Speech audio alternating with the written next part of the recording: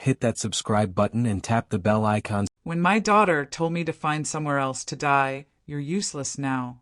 I packed my bags like the obedient mother I'd always been. 3 days later, I was sitting in a lawyer's office, discovering that my supposedly loving husband had played the longest game of chess in history. Victoria was about to learn that sometimes the pawn becomes the queen. If you're watching this, subscribe and let me know where you're watching from. Let me tell you how I went from homeless widow to the woman, holding all the cards. Because, honey, this story has more twists than a pretzel factory. 2 months ago, I was Margaret Sullivan, devoted wife of 43 years and mother to one spectacularly ungrateful daughter. When Robert died of a heart attack at 71, I thought my world was ending. Victoria swooped in during my grief, like a vulture in designer clothes, cooping about how difficult this must be for me. "Mom, you can't possibly manage this big house alone," she'd said, her voice dripping with fake concern. The stairs, the maintenance, all those memories. It's not healthy. I should have seen the calculation behind her concern. Victoria had always been Robert's favorite, his little princess who could do no wrong. When she married that investment banker, Kevin, and started producing grandchildren, Robert doted on them all. Meanwhile, I was just the woman who cooked and cleaned and kept everything running smoothly. After the funeral, Victoria became increasingly insistent about my situation. She'd bring Kevin over for family dinners where they'd corner me with real estate pamphlets and retirement community brochures.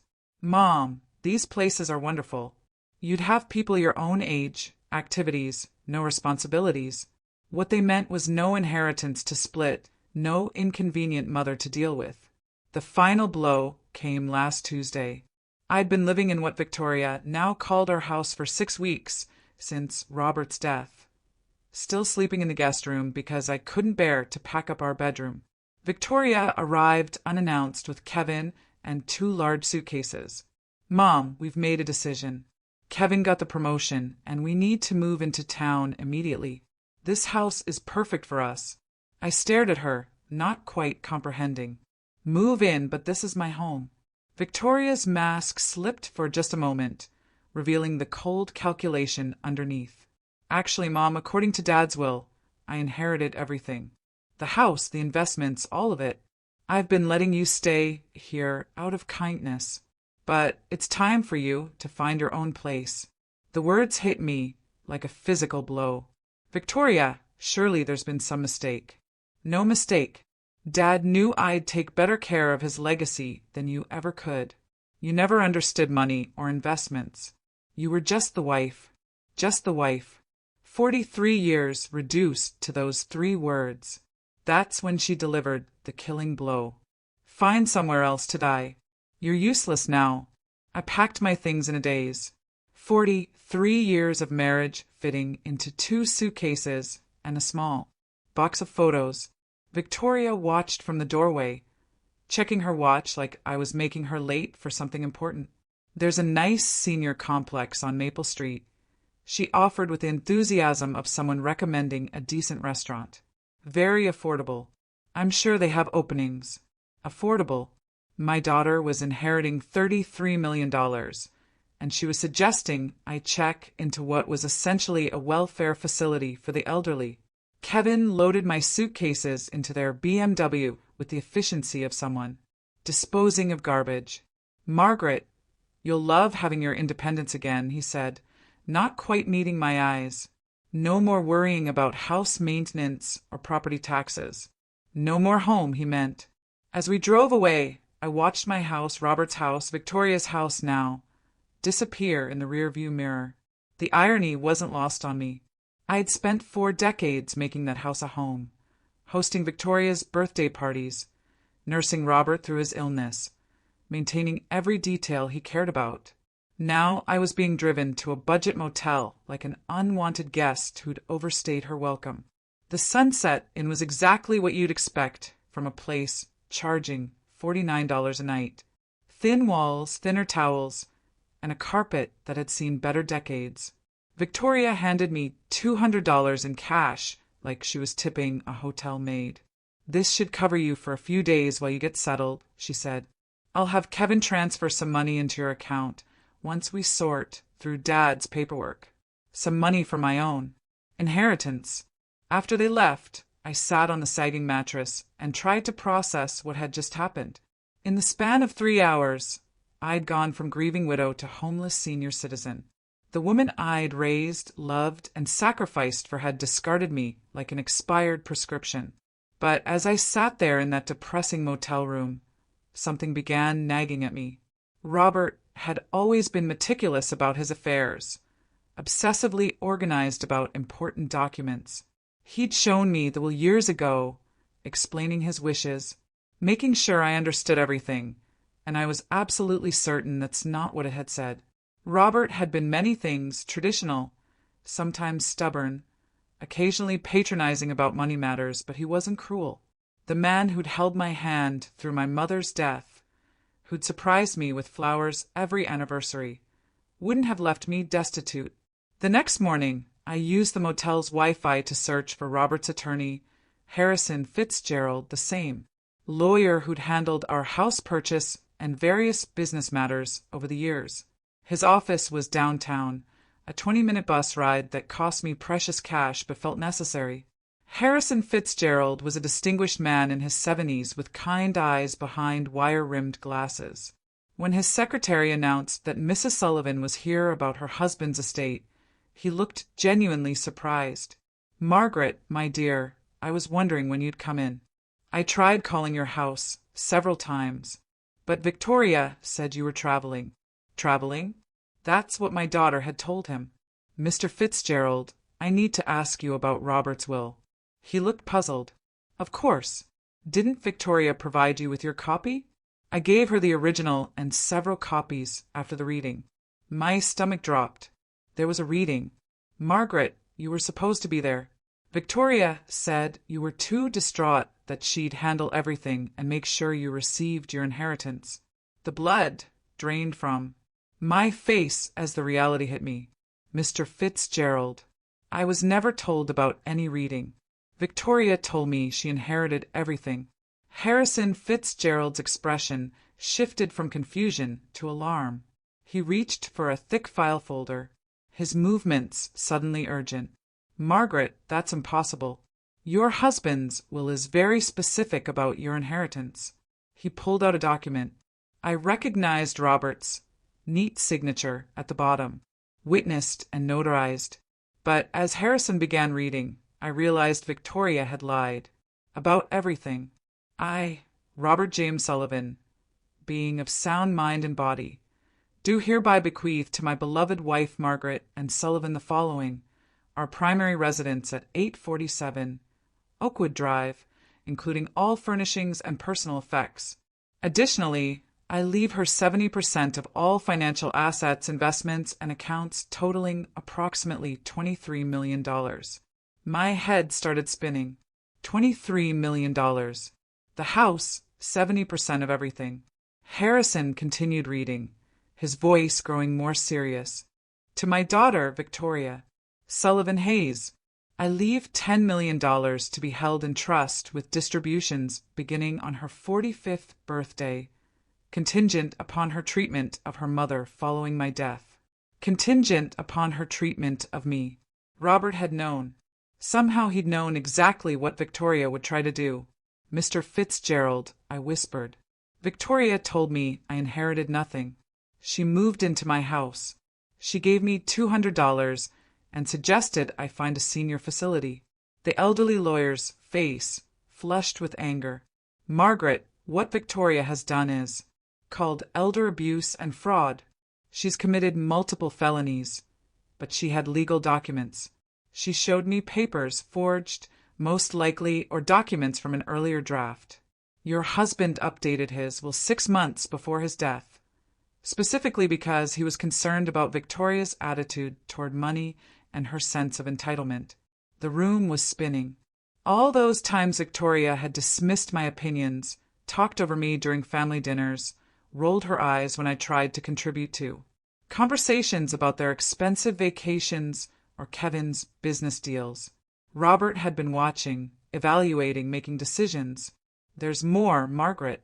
The trust provision for Victoria specifically states that if she fails to treat you with respect and dignity following my death, the entire $10 million reverts to you instead. I stared at him in shock. Are you saying I'm saying your daughter just cost herself $10 million? Her inheritance is now yours as well.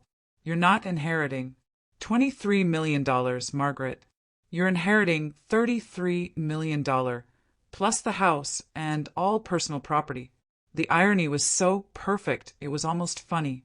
Victoria had been so eager to claim her inheritance that she'd triggered the exact clause designed to protect me from her greed. What do I do now? I asked, my voice barely steady. Harrison smiled, and for the first time since Robert's death, I saw genuine warmth directed at me. Now, my dear, we call the police about the fraud, and then we call Victoria and inform her that she's about to receive the shock of her life. Can she fight this? With what money? She's about to discover that every account she thought she controlled actually belongs to you. Every investment, every bank account, every asset except your house is frozen pending investigation of her fraudulent activities. I thought about Victoria in my house, probably already planning renovations, shopping for new furniture with money she thought was hers. Kevin was probably calculating how the inheritance would affect his investment portfolio. They had no idea that in about 6 hours, their entire world was going to implode. Harrison Fitzgerald's office became command central for what he cheerfully called Operation Justice. He contacted the police, the banks, and a private investigator while I sat in his leather chair, still processing the magnitude of Victoria's deception. The forged documents are quite sophisticated, Detective Rodriguez explained as she reviewed the fake Victoria had shown me. This wasn't a spur-of-the-moment crime. Someone planned this carefully. You think Victoria had help? I asked. Almost certainly. Creating convincing legal forgeries requires specific knowledge and connections. We'll need to investigate whether Kevin or someone in his financial network was involved. Within 2 hours, every account had been frozen. Victoria's credit cards linked to what she thought were her new inheritance accounts were declined. The house utilities, which she'd already transferred to her name, were suspended pending ownership verification. My phone rang at exactly 3:47 p.m. Victoria's name flashed on the screen. Mom, where are you? There's some kind of mix-up with the bank accounts. They're saying Daddy's assets are frozen. Hello, Victoria. I'm sitting in Harrison Fitzgerald's office. You remember him? Daddy's attorney, the one who read the real will to an empty room while you told him I was traveling. Silence, then. Mom, I don't know what you think you discovered, but I discovered that you're a liar and a thief. Sweetheart, I also discovered that your father was much smarter than either of us realized. You don't understand. I was protecting you from the complexity of managing all that money. You've never had to deal with investments. Or I understand perfectly. You forged legal documents, committed fraud, and threw your 67-year-old mother out of her own house because you thought I was too stupid to notice. Her voice turned sharp, desperate. Mom, you're confused. The grief has been overwhelming, and someone is obviously taking advantage of your emotional state. The audacity was breathtaking, even caught red-handed. Victoria was trying to manipulate me. Victoria, dear, let me clarify something for you. Not only did you never inherit anything, but your actual inheritance, the $10 million your father left you, is now mine as well, thanks to a lovely clause he included about treating me with dignity and respect. That's impossible. Detective Rodriguez is sitting right here if you'd like to discuss the impossibility of fraud charges with her. The phone went quiet. I could almost hear Victoria's mind racing, calculating, searching for an angle.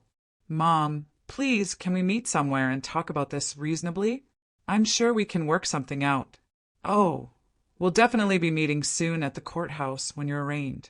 You wouldn't dare press charges against your own daughter. Something cold and final crystallized in my chest. Watch me. I hung up and looked at Harrison, who who was beaming with approval. How long before she's arrested? Detective Rodriguez has enough evidence for a warrant. They'll pick her up this evening. And Kevin, his financial records are being subpoenaed. If he participated in creating those documents, he'll face charges, too. My phone buzzed with a text from Victoria. Mom, please don't do this.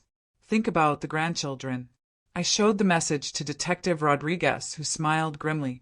Emotional manipulation, classic. Behavior pattern for this type of crime. I typed back, I'm thinking about them. They deserve to see what happens when you steal from family. 20 minutes later, Kevin called. Margaret, surely we can resolve this privately. Victoria made some poor decisions, but involving the police seems excessive. Kevin, did you help her forge those documents? That's not Margaret. You have to understand the pressure Victoria was under. She was worried about your mental state, your ability to handle large sums of money. So that's a yes. It wasn't malicious. She genuinely believed she was protecting you by throwing me out of my house and telling me to find somewhere to die. Kevin was quiet. Kevin, here's what's going to happen. You're both going to be arrested. You're both going to face federal fraud charges. And I'm going to be sitting in my house. My house, watching it all unfold. Margaret, please be reasonable.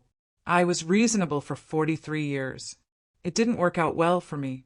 The police arrested Victoria at 8:30 p.m. while she was having dinner at Leonard, apparently celebrating her inheritance with Kevin and another couple. According to Detective Rodriguez, she screamed about false arrest and demanded to call her lawyer, who turned out to be Kevin's golf buddy and had no experience with criminal law. Kevin was arrested at his office the next morning. The forensic accountant had traced the forged documents to a printing company Kevin's firm used for creating fraudulent investment prospectuses. Apparently, my son-in-law had quite the criminal resume that Victoria either didn't know about or chose to ignore. I spent my first night back in my house in 43 years, sleeping in the master bedroom. Victoria had already moved her belongings into the space, replacing Robert's careful organization with her chaos of designer clothes and expensive cosmetics. I packed everything into garbage bags and left them on the front porch. Let her collect them when she makes bail. The house felt different now, not because Robert was gone, but because I was finally seeing it as mine. For decades, I'd maintained it as Robert's sanctuary, designed around his preferences, his needs, his vision of how we should live. Now, looking around with clear eyes, I realized how little of me had ever been reflected in these rooms. That was about to change. Harrison called around noon with updates. Victoria's bail is set at $50,000. Since all her accounts are frozen, she'll have to find someone else to cover it. What about Kevin? $200,000. Apparently, the judge wasn't impressed with his history of financial crimes. Who knew your son-in-law had been under investigation for securities fraud? I certainly hadn't known. But then again, I'd been excluded from most family financial discussions. Victoria and Kevin had always spoken to me like I was a child when money came up, simplifying concepts they assumed I couldn't understand.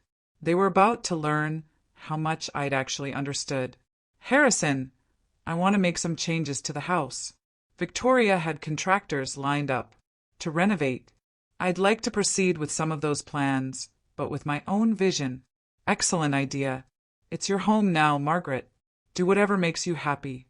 What made me happy, I realized, was the idea of undoing every assumption Victoria had made about my inheritance. She planned to gut the kitchen, replace the hardwood floors, and convert Robert's study into a wine cellar.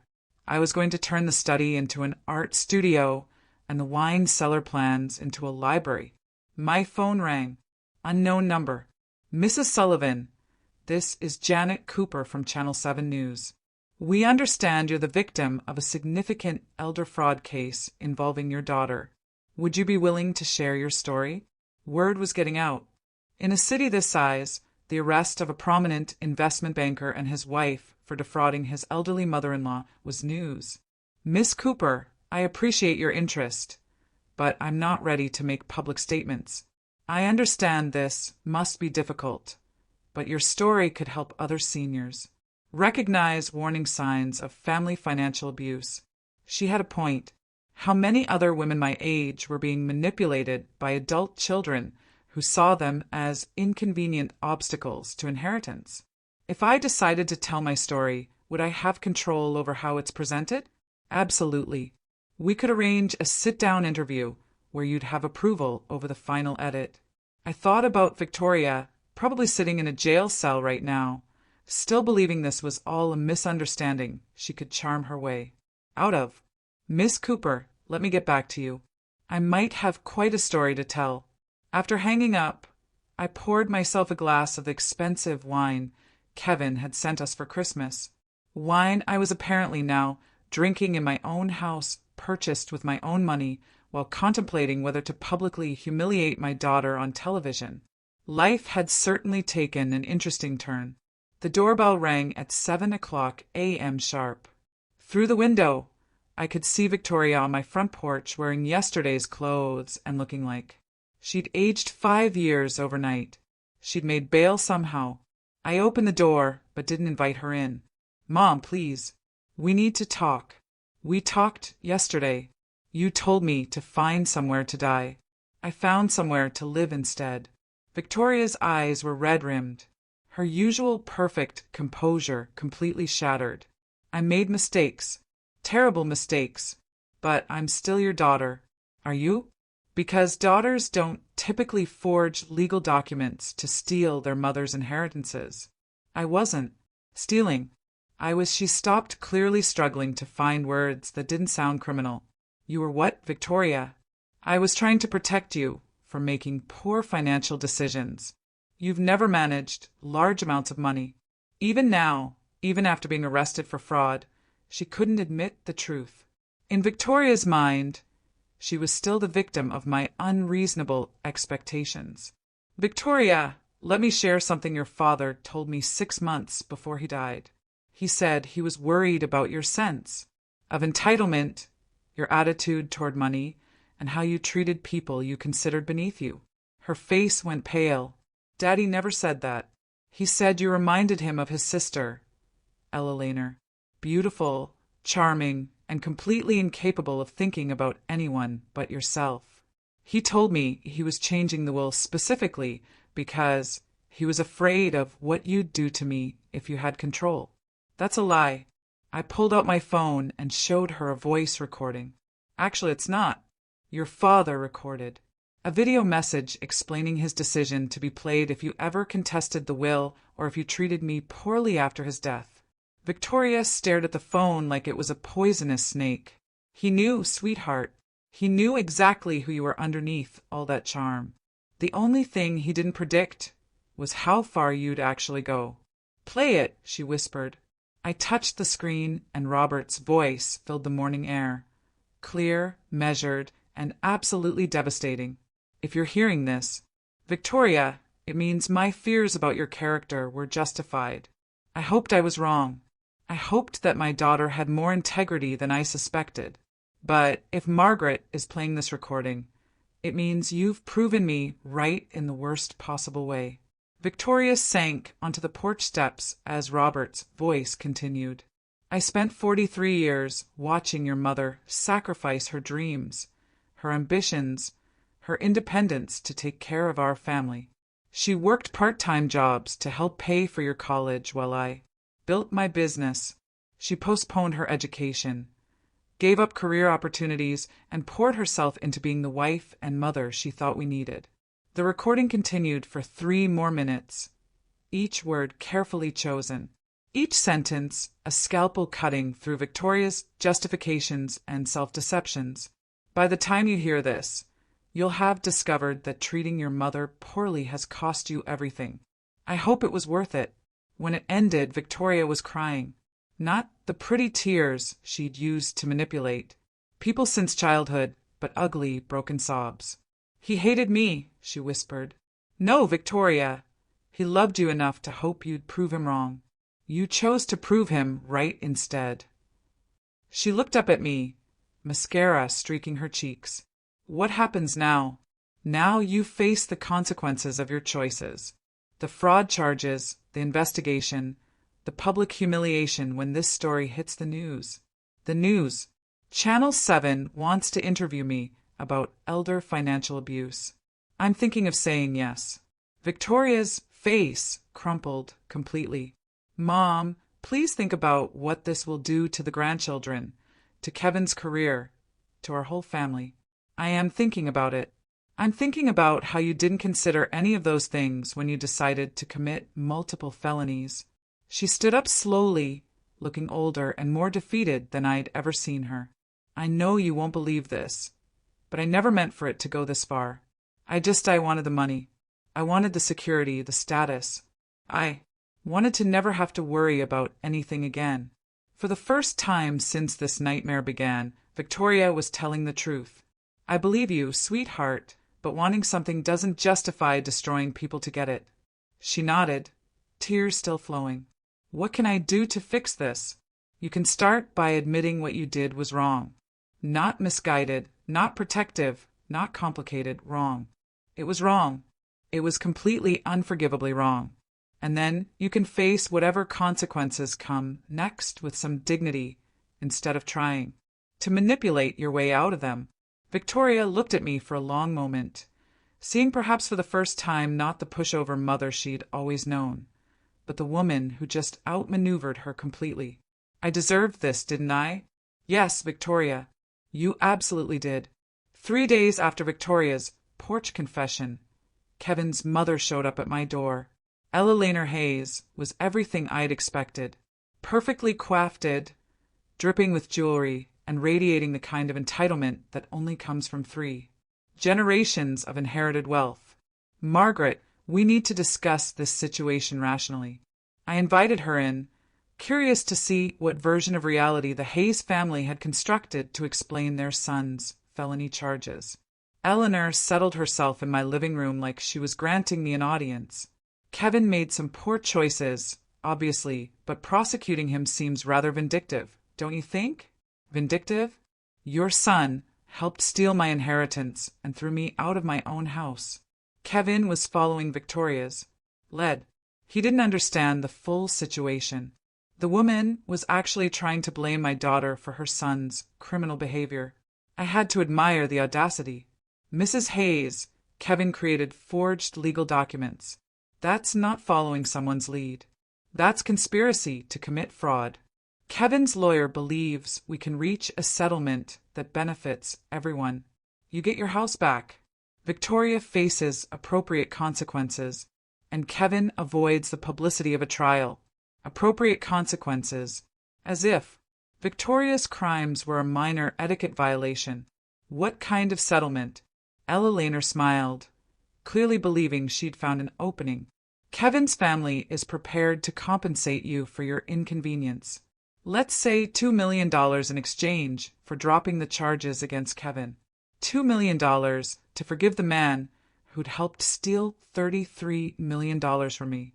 Mrs. Hayes, your son participated in a scheme that cost me everything I owned. You think $2 million covers that? Margaret, be realistic. Kevin has a career, children, a reputation to maintain.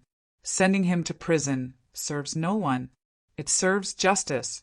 Ella Laner's polished facade cracked slightly. Justice? You're destroying multiple families over money you'd never have known how to manage anyway. There it was. The same condescending attitude that had poisoned my relationship with Victoria. In their world, I was just the help who'd gotten up. Mrs. Hayes, I think we're done here. Margaret, please reconsider. $5 million final offer. $5 million to let Kevin walk free. The amount was staggering, but the principle was non-negotiable. My answer is no. Eleanor stood, her composure completely restored. Very well, but you should know that Kevin Unk's legal team has found some interesting information about your husband's business practices. It would be unfortunate if that became public during the trial. The threat was clear, but I felt no fear, only curiosity. What kind of information? The kind that might make you reconsider who the real criminal in this situation was. After she left, I called Harrison immediately. Margaret, whatever they think they found, it doesn't change the facts of Victoria and Kevin's crimes. But could it affect the case? Potentially, if they can muddy the waters enough, create doubt about Robert's character or business practices, it might influence a jury. I thought about Robert, about our marriage, about all the secrets that might be buried in 43 years of shared life. Harrison, I want to know everything about Robert's business, every deal, every partnership, every potential irregularity. Margaret, are you sure? Sometimes the past is better left alone. The Hayes family is threatening to drag Robert's memory through the mud to protect their criminal son. I'd rather know the truth first. That evening, I sat in Robert's study, my study now, and began going through his files systematically. Robert had been meticulously organized, every document dated and categorized. But as I dug deeper into his business records, I began finding things that didn't quite make sense. Payments to shell companies, consulting fees that seemed excessive, partnerships with firms that appeared to exist only on paper. By midnight, I had discovered something that changed everything I thought I knew about my husband. The private investigator Harrison recommended was a sharp-eyed woman named Carol Chin, who specialized in financial crimes. She spent 6 hours in Robert's study, photographing documents and building what she called the real picture of my husband's business empire. Mrs. Sullivan, your husband was running a sophisticated money laundering operation through his consulting firm. We're talking about millions of dollars in illegal transactions over the past decade. The revelation hit me like a physical blow. That's impossible. Robert was the most honest man I knew. I'm sorry, but the evidence is overwhelming. He was washing money for organized crime families using his legitimate business as a front. I stared at the documents spread across Robert's desk. Invoices for services never rendered. Consulting contracts with companies that didn't exist. Payment schedules that corresponded with known criminal activities. How long has this been going on? Based on these records, at least 12 years, probably longer. 12 years. While I was planning dinner parties and attending charity galas, my husband was facilitating criminal enterprises. Mrs. Sullivan, there's more. The $10 million Robert left Victoria. That money came directly from laundered funds. If the FBI discovers this, they'll seize everything as proceeds of criminal activity. The room started spinning. Everything, the house, the investments, all of it. Unless what? Carol looked uncomfortable. Unless Victoria and Kevin's legal team already knows about this and is planning to use it as leverage. If they tip off the FBI about your husband's crimes, they might be able to negotiate immunity in exchange for cooperation. My daughter and her husband weren't just thieves. They were holding a nuclear weapon over my head. What are my options? Legally, you could contact the FBI yourself, come forward voluntarily, and hope for leniency. You'd lose most of the money, but you might keep the house. And if I don't, Victoria and Kevin's lawyers will probably leak this information strategically. You'll lose everything anyway, but you'll also face potential charges for unknowingly benefiting from criminal activity. I thought about Ella Laner Hayes's smug confidence, her certainty that I'd accept their settlement offer. They'd known about Robert's crimes all along. Carol, how did they find out about this? Kevin's an investment banker. He'd have recognized the patterns in your husband's financial records. The question is, what are they planning to do with this information? My phone rang. Victoria's number. Mom, we need to meet tonight. There are things you need to know about Daddy that change. Everything. I already know, Victoria. Silence. Then you know what? I know about the money laundering. I know about the criminal connections. I know that everything your father left us is tainted. Mom, listen to me carefully. Kevin's lawyers have been in contact with the FBI. They're willing to let us renegotiate our situation. What kind of renegotiation? Kevin gets immunity in exchange for providing information about Daddy's criminal network. You get to keep $5 million and the house. The rest goes to the government. And you? The fraud charges disappear. We all walk away from this mess. It was brilliant in a sociopathic way. Victoria had turned my moral victory into her strategic advantage. Victoria, you're asking me to help you profit from your crimes by exploiting Daddy's crimes. I'm asking you to be practical. The alternative is losing everything and potentially facing charges yourself. I looked around Robert's study, seeing it clearly for the first time. The expensive furniture, the rare books, the art collection, all of it purchased with blood money. I need time to think. Mom, the FBI meeting is tomorrow morning. Kevin's lawyer needs an answer tonight. After hanging up, I sat in the darkness of Robert's study, surrounded by the evidence of his double life. 43 years of marriage to a stranger, a daughter who'd inherited more than money from her father.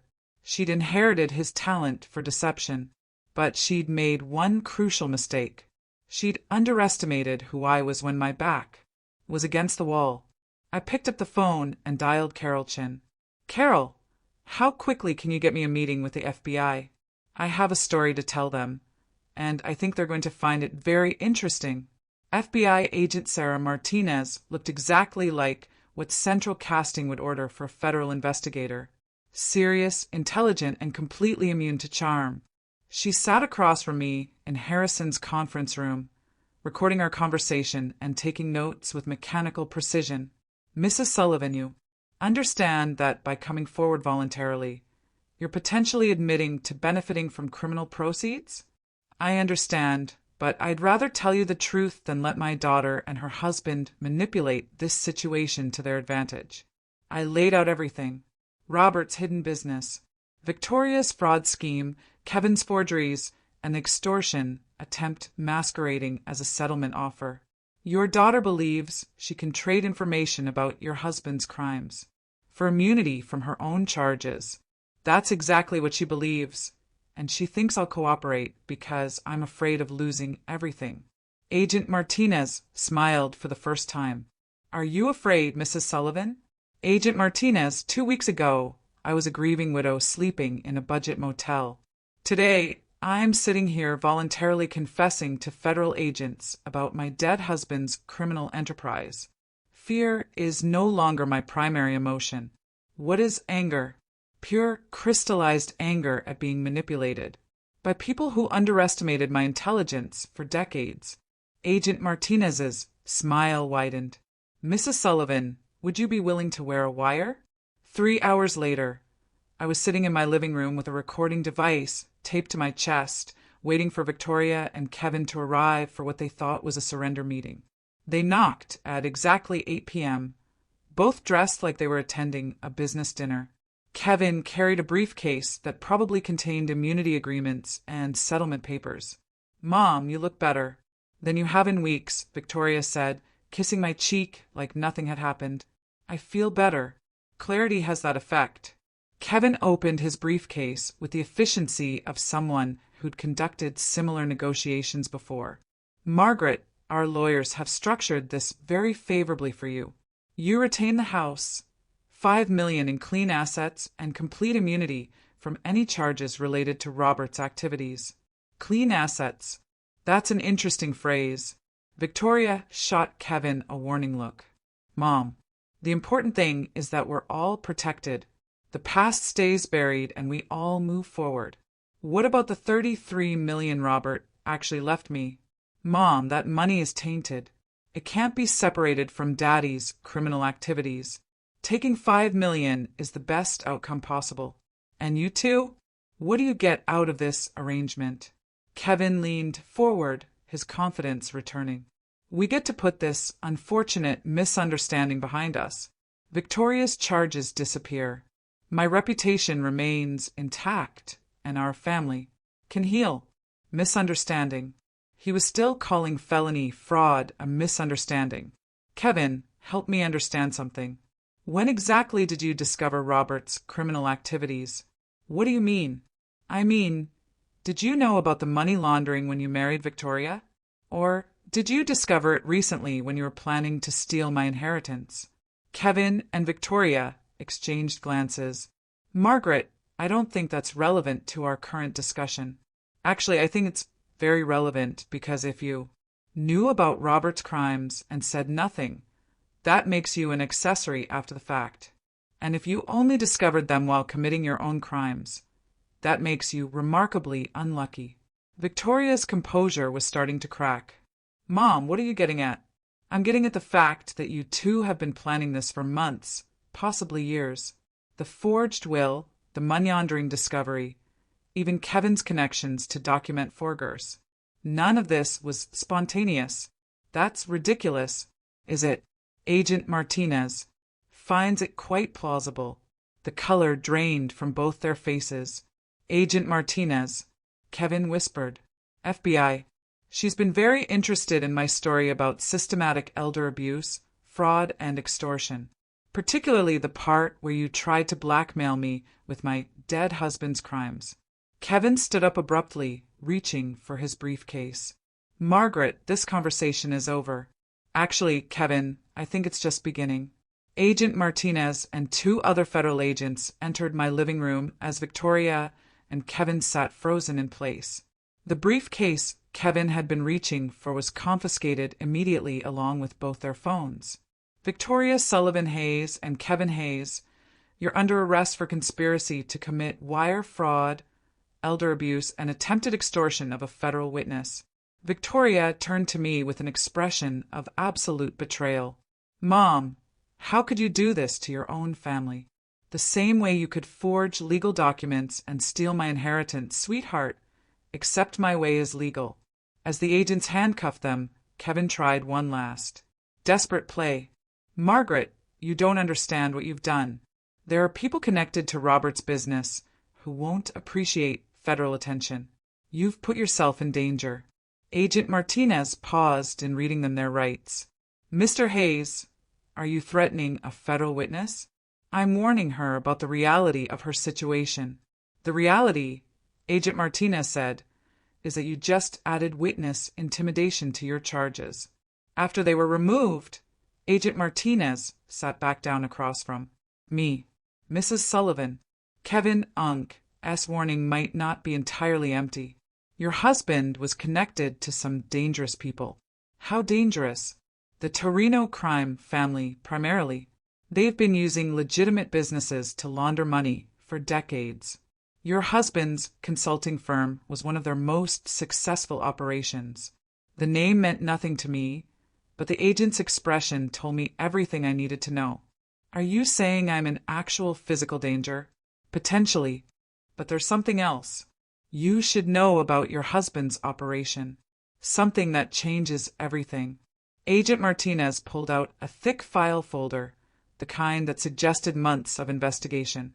Mrs. Sullivan, your husband wasn't just laundering money for the Torino family. He was an FBI informant.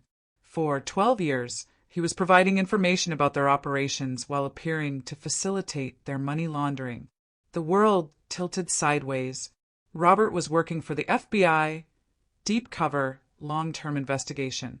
The operation was so sensitive that even local FBI offices weren't informed.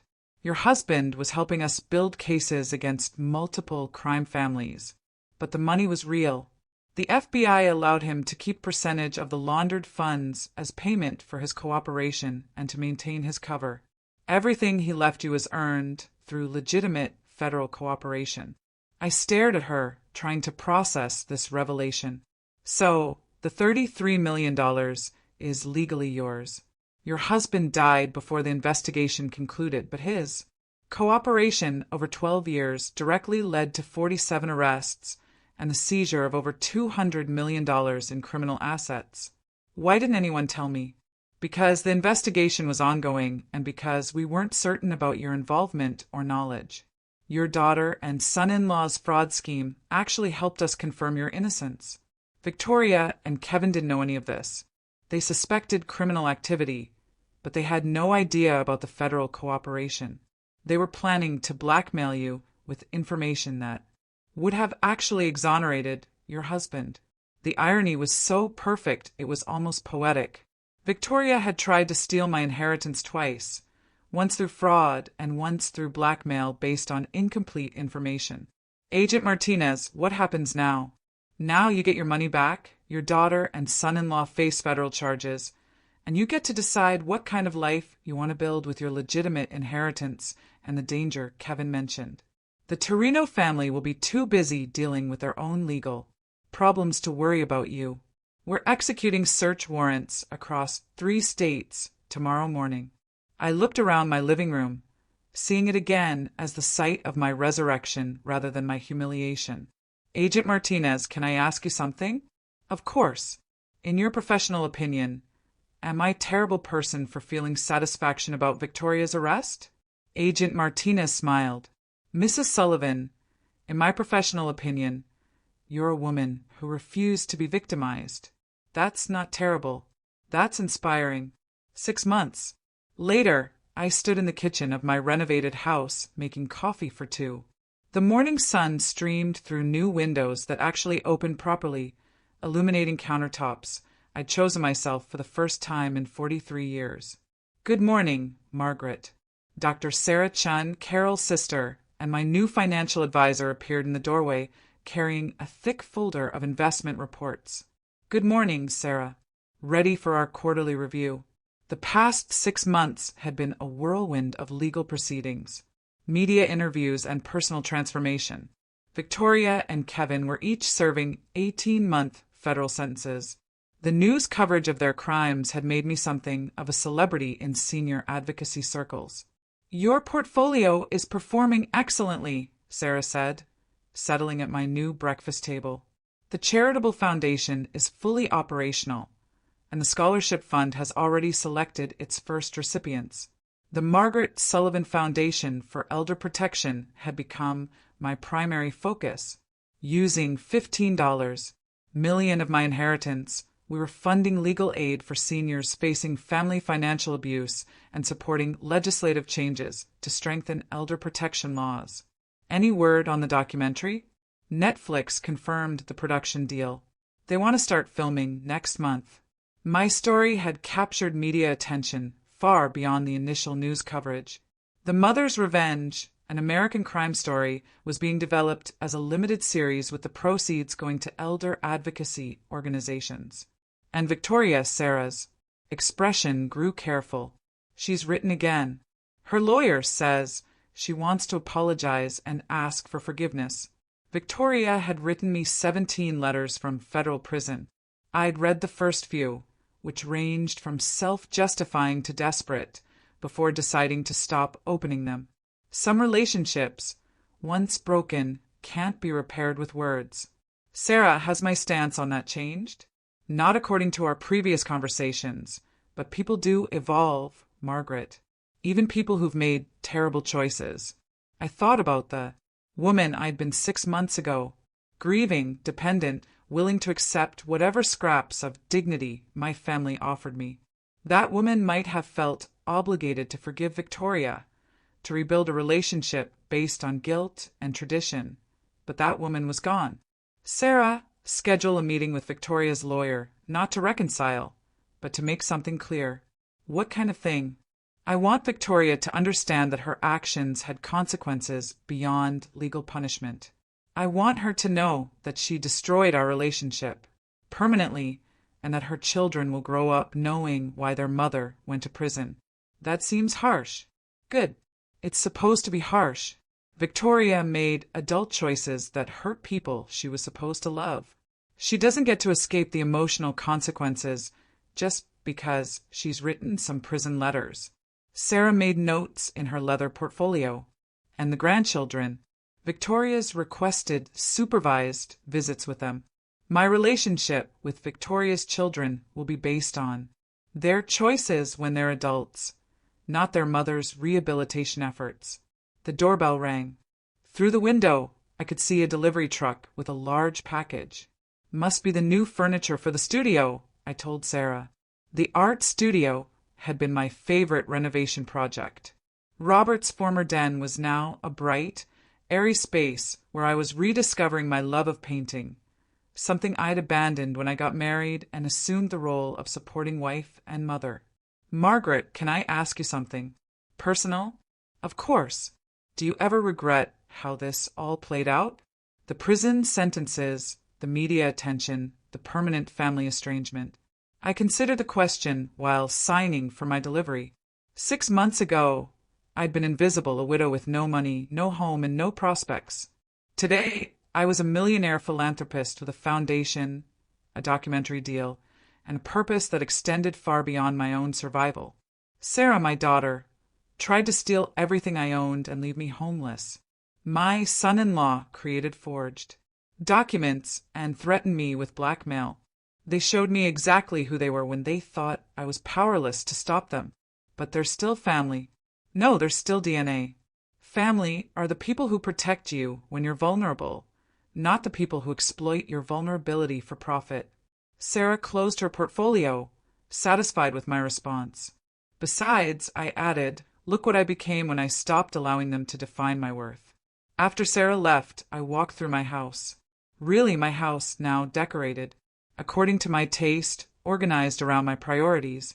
In the art studio, I uncovered my latest painting, a self-portrait of a woman standing in bright sunlight, her face turned toward the future. The woman in the painting looked nothing like the grieving widow who'd packed her life into 2 suitcases 6 months ago. This woman looked powerful, independent, unafraid. She looked like someone who'd learned that the best revenge isn't getting even. It's becoming everything your enemies never thought you could be.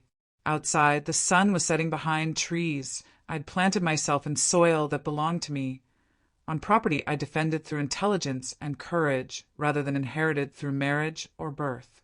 Tomorrow, I'd continue building the life I'd chosen rather than the life others had planned for me.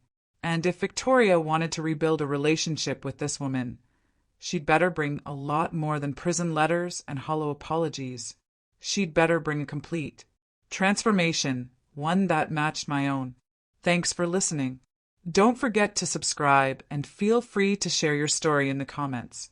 Your voice matters. Hit that subscribe button and tap the bell icon. Thanks for watching.